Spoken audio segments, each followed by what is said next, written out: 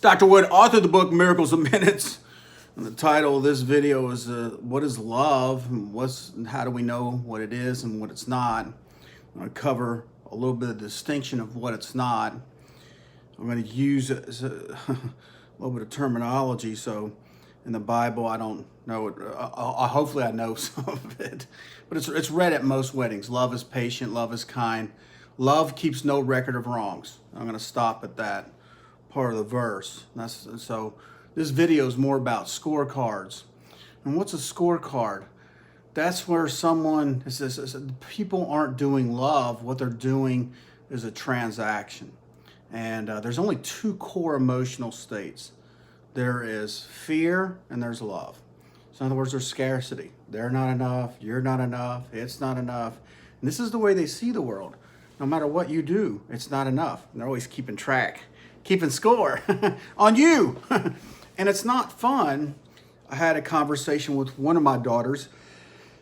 After I got divorced, I had to have a conversation with all three of my daughters because they were taught, divorced. Because it wasn't love. It definitely was a scorecard. And, this is somewhat common to a lot of women because a lot of women have a lot of insecurities, fear, and that's not love. They get into a relationship for, blue pill thinking that somebody's going to come save you and provide a life for you. Nobody can give you a life. That's your responsibility. But this is why most marriages fail. 50% fail, and the other 40% are not happily ever after. Because most people are not doing love; they're doing fear. Because most people are, you won't ever have all your insecurities taken care of, but you need to at least be responsible and have some, get woke, have some awareness of what the hell's going on, and why. So let's go back to, scorecards.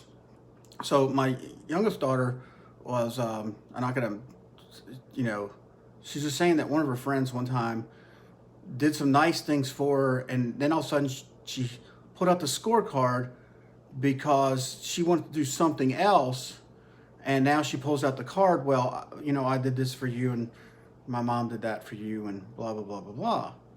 Like, whoa, wait a minute. So what a scorecard is kind of like someone puts you in debt.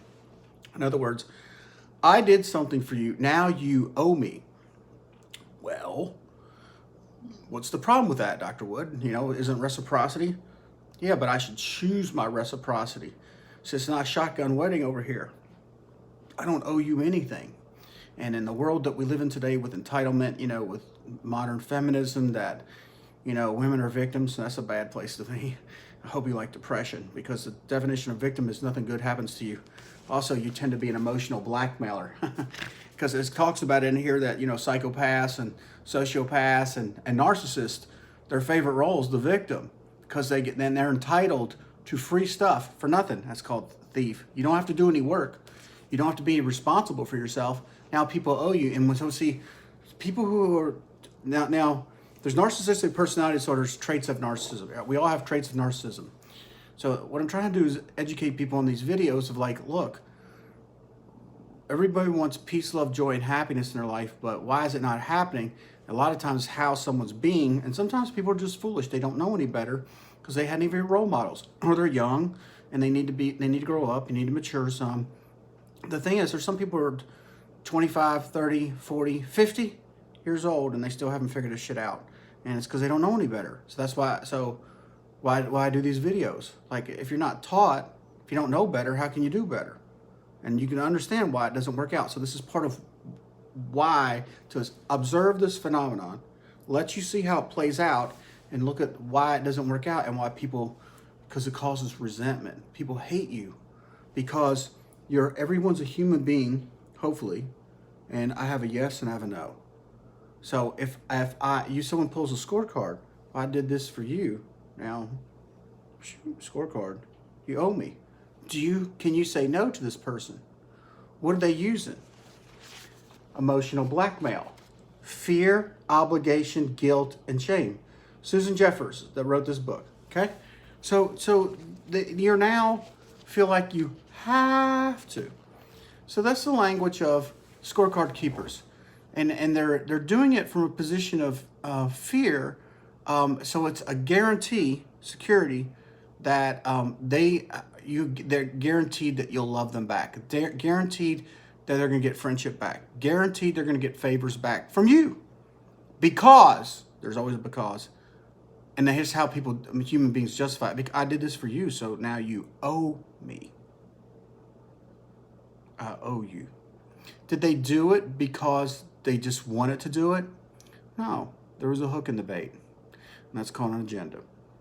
And that's called an expectation. They didn't do it because they love you. They did it because they wanted to get tactical advantage on you in the future to secure goods and services and love, affection and money and resources and trips and vacations or your time, because, well, look at the score. I did all these things, you didn't do anything. Now, I'm not saying that you want to be naive in a relationship. I'm not saying you don't want to be in a relationship with someone who just continues to take advantage of you. I'm not saying that at all. But I'm saying if you do something for somebody, if you do it with expectation of someone giving you something back, yeah, that's a hook in the bait. So you didn't do it because out of the goodness of your heart, you did it so you could get something in return. So that's the whole scorecard thing. And it causes a lot of problems in relationships. It even happens in arguments and fights. So there's healthy conflicts and there's unhealthy conflicts. And one of the things you'll see in unhealthy conflict, and this tends to be quite a bit with women, they have more wiring into their mammal brain, which is long-term memory and feelings and emotions. There was a meme going around Facebook for a while that the NFL hired their first female referee and she threw a flag for something that happened 3 years ago. So what is that? That's a scorecard. That's a score. She's a manipulator. This is what this is. And a lot of guys put up with that shit and let women get away with it. And this is why most relationships fail, because most guys are too stupid to see it. But this is emotional blackmail. You can't bring up the past for something that's happened right now. So this also shows this person doesn't forgive. And without forgiveness, there is no love. It takes courage to forgive. It takes courage to be honest. It takes courage to tell someone you love one. Courage is the opposite of fear. All courage is, I'm afraid, and in spite of how I feel, I do what's right. I don't do it to feel good. I do what's the right thing to do from like a moral compass, or what you know in the goodness of your heart, or what's good for us. That's the language of people who really love each other, is we and us. That's the language. So I'll give you an example. I was dating this one girl, and something happened, and basically she messed up bad. And then during this argument, she goes, well, what about what you did to me? Like, when? It was like 3 years ago. Oh. At that point, that's called blame shifting. So that's where she doesn't want to talk about what's happening right now. She's changed the subject. That's manipulation. And she doesn't, and the relationship's done.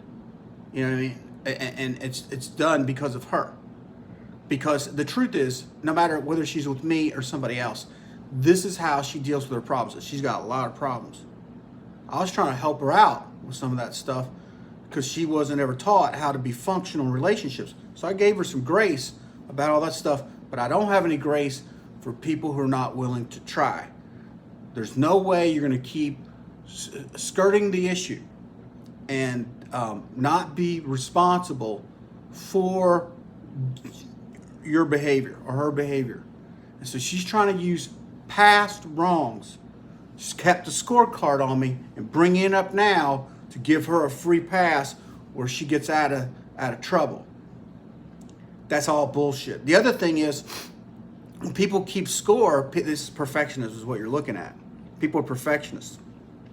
They only show you what's good about them. They don't show you what's wrong. They don't accept themselves. Because the research shows that people have perfectionism in the driver's seat have depression or shame in the passenger seat, not good enough. or who am I to do anything? So they don't do anything in life because they're terrified and because fear's in the backseat, afraid of failure. Because if you fail, then you can't be perfect.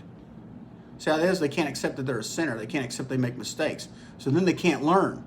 So this relationship's dead, and they're dead.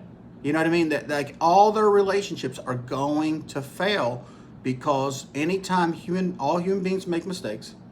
Last time I checked, nobody's perfect. The sin doesn't kill you. The mistake doesn't kill you. It's failing to learn from it. If she won't take accountability and responsibility for her mistakes, the only thing I got in the future is more of the same, and it's going to get worse. So what kind of life we're going to live? My life's going to be shitty. I'll at least admit I make mistakes. I'll own my mistakes. I'm a big boy. But I don't put up with that shit. And I don't let my kids do that thing either, because this is the road to destruction. Scorecards.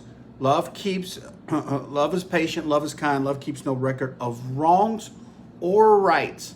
So people are sociopathic and narcissistic. They'll keep a record of everything they did. And any little thing they do, it's like they'll maximize it. I did a little bit, so it's like I did, like I painted the whole world and I saved every starving kid in the world when I maybe helped one person. You know what I mean? Maybe. If they even did that, I gave $10 to UNICEF or something, and like they saved the whole world over here.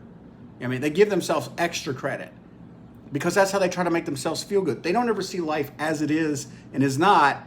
They see it through a distorted lens because they're always in the lower two brains, the reptilian brain, the mammal brain, and they make bad decisions. See, love is the first two systems are impulsive, they're fast, they're quick, and you make decisions based upon how you feel. And it's a 0-1 game. There's always someone up and someone down. 0-1. That's a win-lose. As my father told me a long time ago, said, son, nobody wins an argument. You may win the argument, you're going to lose the relationship. And that's what she had piled up. In her wake were relationship disaster after disaster. Like there were so many relationships in her life that were on fire. Her kids, her siblings, with her father. She wouldn't talk to her father directly, that she's mad at him. And the question is whether or not he did or did not do. But she's got a scorecard on him and she won't let it go. If you're a guy or a girl and someone has scorecards and they hold grudges, man, if that's their way of being. They won't let it go. They ain't gonna let anything you do ever, they're not gonna forgive you, ever. And they're gonna continue to use it in the future to get power and control. That's what scorecards are for, to get power and control. The people who need control are people who are out of control. The people who live in fear. Fearful people cling or need to control.